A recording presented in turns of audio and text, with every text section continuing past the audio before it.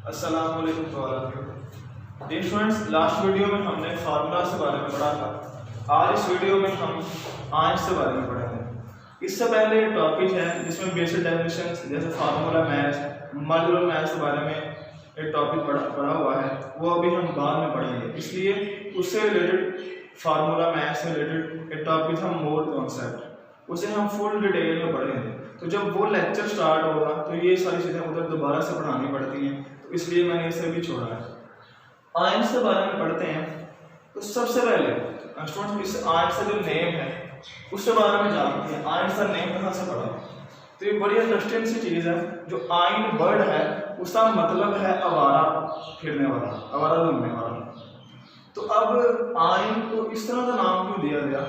तो स्टूडेंट्स आपने शायद इस चीज़ के बारे में पढ़ा हो, नहीं तो चैप्टर नंबर 7 में आपको डिटेल से पढ़ाया जाएगा इलेक्ट्रोकेमिस्ट्री में। तो जब हम किसी एनी कंपाउंड को पानी में डिजॉल्व करवाते हैं, पानी में मिला देते हैं, तो वो अपने रिस्पेक्टिव आयंस में टूट जाता है। जैसे मिसाल के तौर पर हमारे पास NaCl है, ये एक आयन कंपाउंड है। इसे आपने वाटर में मिला दिया तो वाटर H पॉजिटिव और OH नेगेटिव आयंस में टूट जाता है। और जो ये है ये Na पॉजिटिव और Cl नेगेटिव आयन में डिसोसिएट हो जाता है, टूट जाता है।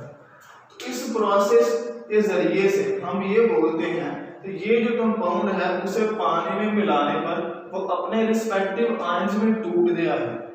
तो जैसे ही वो अपने रिस्पेक्टिव आयंस में टूटता है तो ये आयंस पानी में जाने के बाद रैंडमली मूव होते रहते हैं।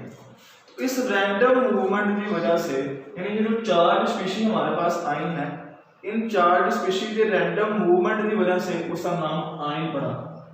तो ये स्टूडेंट थोड़ी सी इंफॉर्मेशन दी जो board exam point of view से इतनी इंपॉर्टेंट नहीं है, बट फिर भी आपके नॉलेज में होना चाहिए कि जो चीज़ हम पढ़ रहे हैं उसका नेम कहाँ से पढ़ा। तो अब स्टार्ट करते हैं हमारा अपना मेन टॉपिक। स्टूडेंट इसे हम 4 पार्ट्स में पढ़ेंगे। सबसे पहले डेफिनेशन, आयन क्या होता है, फिर उसके टाइप्स के बाद हम डिफरेंट एग्जाम्पल से इसे समझ लें, इसे अंडरस्टैंड करेंगे। और सबसे लास्ट पर जो सबसे इंपॉर्टेंट चीज़ है जो board exam point of view से शॉर्ट आंसर के तौर पर भी आती है, उसमें से MCQs भी आते हैं और 1-2 दफ़ा भी इंपॉर्टेंट लॉन्ग क्वेश्चन के तौर पर भी बोर्ड में पूछा जा चुका है। Difference between atom and ion. तो इससे समझने के लिए सबसे पहले हमें आयंस के बारे में पढ़ना पड़ेगा। तो स्टार्ट करते हैं आयंस। फ्रेंड्स, आयन हमारे पास कोई भी ऐसी स्पीशीज जिससे ऊपर चार्ज हो, an atom or group of atom having charge on it, उस पर वो चार्ज पॉजिटिव है या नेगेटिव है उससे हमारा लेना देना नहीं है। जो भी स्पीशीज जिस पर चार्ज मौजूद है उसे हम आयन बोलते हैं। यहाँ पर मान लो पेज नंबर 14 पर सबसे पहले डेफिनेशन है, आयन इज एन एटम और ग्रुप ऑफ एटम्स, यानी ये एक सिंगल एटम भी हो सकता है और एक से ज्यादा एटम पर भी मुश्तमिल चीज हो सकती है। जैसे हमने पिछले वीडियोस में फार्मूला टॉपिक में पढ़ा था रेडिकल के बारे में, तो वो भी इसी में आता है। रेडिकल भी हमारे पास एक आयन की फॉर्म थी जो एक से ज्यादा एटम पर मुश्तमिल होता है। तो मिसाल के तौर पर H positive, Cl negative, sodium positive, ये वो सारे आयन्स हैं जो सिंगल एटम पर मौजूद हैं। बट OH नेगेटिव, अभी जो वाटर से हमने बनाया था, SO4 2 माइनस, तो ये हमारे पास एक से ज्यादा एटम्स पर मुश्तमिल है। इसे हम बोलते हैं ये ऐसा आयन है जो ग्रुप ऑफ एटम पर मुश्तमिल है। तो आई होप आप समझ में आया है। आयन्स में 2 चीजें होती हैं, या तो सिंगल एटम या फिर ग्रुप ऑफ एटम्स, और चार्ज पॉजिटिव हो या फिर नेगेटिव हो। Sorry for this friends. अब हम इसे टाइप्स के बारे में पढ़ते हैं। आयंस को मेनली 2 टाइप्स में डिवाइड किया जाता है। पहला पॉजिटिव आयंस और दूसरा नेगेटिव आयंस। पॉजिटिव आयंस कब बनते हैं और नेगेटिव आयंस कब बनते हैं, इनकी डेफिनेशन क्या होती है, अब हम वो पढ़ते हैं। पॉजिटिव आयन से मुराद है नेचर में 118 टाइप के एलिमेंट्स मौजूद हैं। उन एलिमेंट्स में से बहुत थोड़े एलिमेंट हैं जो इंडिपेंडेंटली एग्जिस्ट कर सकते हैं, उन्हें अपने एग्जिस्टेंस के लिए किसी दूसरे एलिमेंट के साथ बॉन्डिंग नहीं करनी पड़ती। बट बहुत सारे एलिमेंट्स ऐसे हैं जिन्हें अपनी स्टेबिलिटी के लिए दूसरे एलिमेंट के साथ बॉन्ड बनाना पड़ता है, और उस बॉन्डिंग के दौरान या तो इलेक्ट्रॉन ट्रांसफर होते हैं या इलेक्ट्रॉन शेयर। अभी फिलहाल शेयरिंग से हमारा कंसर्न नहीं है, इलेक्ट्रॉन ट्रांसफर से है। तो वो तमाम एलिमेंट्स जिनके पास अपने आउटर मोस्ट शेल में एक्स्ट्रा इलेक्ट्रॉन्स मौजूद हैं वो अपने इलेक्ट्रॉन्स को डोनेट कर देते हैं। तो अब इलेक्ट्रॉन के डोनेट होने से ऐसी क्या चीज परफॉर्म हुई है तो उन पर पॉजिटिव चार्ज आता है। फ्रेंड्स, जब भी हमारे पास न्यूट्रल एटम है तो न्यूट्रल एटम की डेफिनेशन ही ये है, ऐसा एटम जिसमें इलेक्ट्रॉन्स और प्रोटॉन्स की तादाद सेम हो। जैसे सोडियम, अभी मैंने यहाँ पर सोडियम मेंशन किया था। अब सोडियम एटम न्यूट्रल फॉर्म में है तो इसमें 11 प्रोटॉन्स और 11 ही इलेक्ट्रॉन्स होते हैं। न्यूट्रॉन से हमारा भी लेना देना नहीं है। जब इसमें नंबर ऑफ पॉजिटिव चार्जेस और number of negative charges same है तो ये न्यूट्रल फॉर्म में होता है। अब इसमें से एक इलेक्ट्रॉन लॉस हुआ, प्रोटॉन्स तो 11 ही है पर इलेक्ट्रॉन 10 रह गए। अब एक पॉजिटिव चार्ज ज्यादा हो गया है, तो इस पॉजिटिव चार्ज के ज्यादा होने से इस सोडियम के ऊपर भी प्लस चार्ज आता है। इट मींस कि वो पॉजिटिवली चार्ज स्पीशीज बनती है, और इस पॉजिटिवली चार्ज स्पीशीज का नाम है कैटायन। समझ में आता है? इस कैटायन का जो नेम पड़ा है उससे पीछे भी थ्योरी है। हमारे पास प्लेट्स होती हैं, लेट्स सपोज ये मेटल के रॉड्स हैं दोनों, इस पर प्लस चार्ज है, इसका नेगेटिव चार्ज है, ये बैटरी के साथ अटैच है। अब इस पॉजिटिवली चार्ज जो प्लेट का नाम होता है एनोड, और इस नेगेटिवली चार्ज प्लेट का नाम है कैथोड। इलेक्ट्रोकेमिस्ट्री में सारी चीजें आप पढ़ेंगे डिटेल से। अब इस प्लेट्स में से जब पॉजिटिव आयन को पास करवाया, इस प्लेट्स में से जब पॉजिटिव आयन को पास करवाया तो स्टूडेंट्स जाहिर सी बात है ये प्लस चार्ज और ये प्लस चार्ज दोनों सेम चार्जेस हैं, तो इनमें रिपल्शन होगी। नेगेटिव चार्ज और पॉजिटिव चार्ज अपोजिट चार्जेस होने की वजह से इन दोनों में फोर्स ऑफ अट्रैक्शन डेवलप होती है और ये आयन इस तरफ मूव हो जाता है। तो इस पॉजिटिव आयन की इस नेगेटिव प्लेट की तरफ मूवमेंट की वजह से यहां से वर्ड CAT लिया गया और चार्ज की वजह से वर्ड आया आयन, इसे कैटायन बोल दिया गया। आई होप स्टूडेंट्स आपको समझ में आया। दूसरा, अगर हम एनायन की बात करें,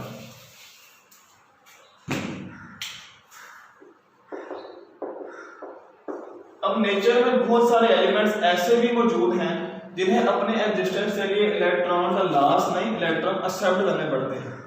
जैसे fluorine, chlorine, bromine, nitrogen, oxygen, phosphorus, ये वो तमाम एलिमेंट्स हैं जिन्हें आप नॉन मेटल्स के नाम से भी जान सकते हैं। अब इन एटम के इन आयन से अंदर ऐसी क्या तब्दीली आई, तो वही चीज दोबारा से रिपीट हो रही है। जब न्यूट्रल फॉर्म में ये एटम्स होते हैं तो इनमें नंबर ऑफ प्रोटॉन्स और नंबर ऑफ इलेक्ट्रॉन्स दोनों सेम है, बट जैसे ही बाहर से इलेक्ट्रॉन इसमें ऐड किया जाता है तो नंबर ऑफ इलेक्ट्रॉन्स की तादाद बढ़ जाती है, और नंबर ऑफ इलेक्ट्रॉन्स जो नेगेटिवली चार्ज स्पीशीज है तो नेगेटिव चार्ज इसके बढ़ने से उन पर नेट चार्ज जो है वो नेगेटिव हो जाता है। जैसे Cl माइनस O2 माइनस। अच्छा, यहाँ पर Cl के ऊपर सिर्फ माइनस से मुराद है वो उसमें -1 चार्ज है, यहाँ पर चार्ज 2 माइनस है।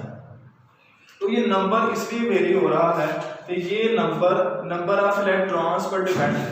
इसी एटम में से जितने ज्यादा इलेक्ट्रॉन्स लॉस होंगे तो ये नंबर उतना ही ज्यादा बढ़ता चला जाएगा। एनायन का जो नेम है वो भी इस तरह से डेवलप हुआ, जब नेगेटिव आयन को इस प्लेट्स में से पास करवाया गया तो ये अपोजिट चार्ज की वजह से इस एनोड की तरफ मूव हुआ। तो इस नेगेटिव आयन की एनोड की प्लेट की तरफ मूवमेंट की वजह से ये वर्ड AN लिया गया और AN और आयन की वजह से एनायन बना। ठीक है, तो ये डेफिनेशन थी। अब हम इसे फॉर्मेशन के बारे में पढ़ते हैं। ये जो पॉजिटिव और नेगेटिव आयंस हैं इस तरह से फॉर्म होते हैं।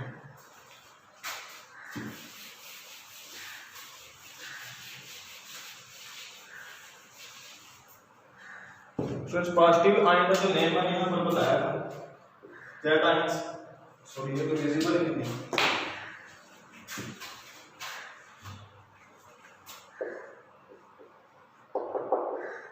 और ये एनायंस।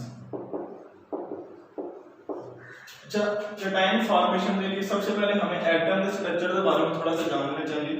एटम मेनली दो पार्ट्स में डिवाइड किया जाता है।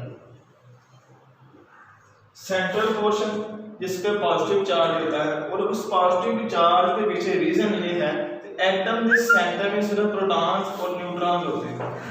न्यूट्रॉन्स न्यूट्रल स्पीशीज है और प्रोटॉन्स पॉजिटिवली चार्ज स्पीशीज है, तो इसलिए एटम का सेंटर है वो पॉजिटिवली चार्ज होता है और उससे अराउंड इलेक्ट्रॉन जिन पर नेगेटिव चार्ज है। अब एक एटम के अंदर इस नेगेटिवली चार्ज इलेक्ट्रॉन और पॉजिटिवली चार्ज प्रोटॉन के दरमियान एक फोर्स ऑफ अट्रैक्शन होती है, और उस फोर्स ऑफ अट्रैक्शन की वजह से ये इलेक्ट्रॉन इस एटम के साथ बाउंडेड रहते हैं, बंधे हुए रहते हैं। अब लेट्स सपोज हमने इस एटम में से इस इलेक्ट्रॉन को रिमूव करवाना है, तो सबसे पहले हमें ये जो फोर्स ऑफ अट्रैक्शन है उसे खत्म करवाना पड़ेगा। उस फोर्स ऑफ अट्रैक्शन को खत्म करवाने के लिए हम इसे एनर्जी प्रोवाइड करते हैं, तो वो एनर्जी आयोनाइजेशन एनर्जी होती है। तो इस एनर्जी के नतीजे में इस पॉजिटिवली चार्ज सेंटर से इस इलेक्ट्रॉन को छुड़वा लिया जाता है, रिमूवल करवा लिया जाता है। जितने नंबर ऑफ इलेक्ट्रॉन्स लॉस होंगे उतना पॉजिटिव चार्ज आएगा, जितने नंबर ऑफ इलेक्ट्रॉन ऐड होंगे उतना नेगेटिव चार्ज आएगा। तो ये आयंस के बारे में, फॉर्मेशन के बारे में था। अब हम इसकी एग्जांपल्स पढ़ते हैं जो आपके सिलेबस में शामिल हैं। सबसे पहले हाइड्रोजन है। अब ये हाइड्रोजन न्यूट्रल एटम है, इसमें सिर्फ एक इलेक्ट्रॉन है।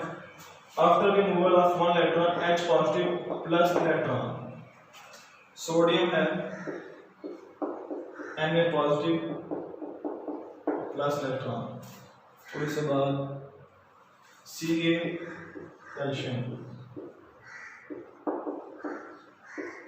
Ca2 positive plus electron.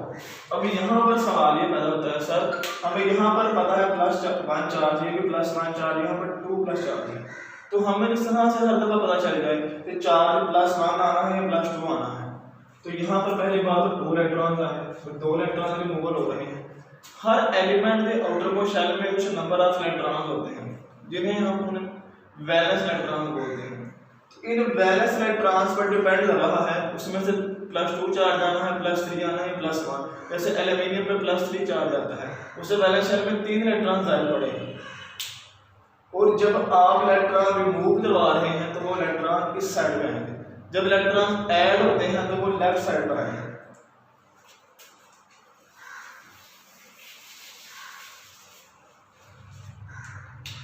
Anions में हमारे पास Cl है plus electron, Cl minus, oxygen plus 2 electrons और 2 माइनस। ये नंबर ऑफ ये नेगेटिव चार्ज भी नंबर ऑफ वैलेंस इलेक्ट्रॉन्स पर डिपेंड है।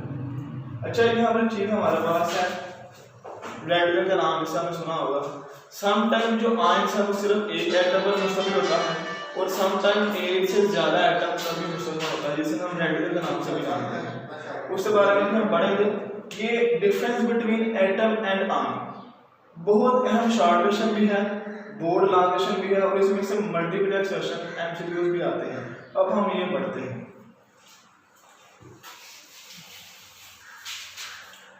फ्रेंड्स, सबसे पहला पॉइंट है atom. It is the smallest particle of an element. जैसा हमने लास्ट वीडियो में पढ़ा था कि एलिमेंट का जो सबसे छोटा यूनिट है वो एटम होता है, और उस एटम के अंदर वो तमाम प्रॉपर्टीज मौजूद होती हैं जो पूरे एलिमेंट की हैं।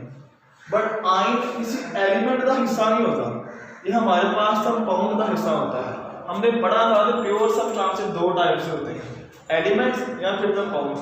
एलिमेंट का सबसे छोटा हिस्सा एटम, कंपाउंड का सबसे छोटा हिस्सा आयन। दूसरा पॉइंट, इट कैन और can not exist independently and take part in chemical reaction. Atom की इंडिपेंडेंट एग्जिस्टेंस पॉसिबल है और नहीं भी। जैसे मिसाल के तौर पर हमारे पास नोबल एसिड है।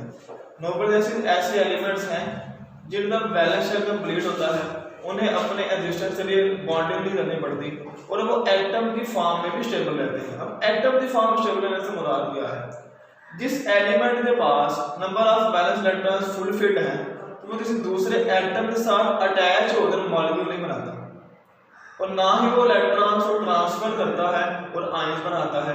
जैसे हाइड्रोजन की मिसाल ली जाए, अब हाइड्रोजन के पास सिर्फ 1 इलेक्ट्रॉन है, तो यहाँ तो इसे दूसरा इलेक्ट्रॉन दे दे और इसके पास भी 2 इलेक्ट्रॉन पूरे हो जाए, तो इस पर नेगेटिव चार्ज आ जाएगा, हाइड्राइड आयन बन जाएगा।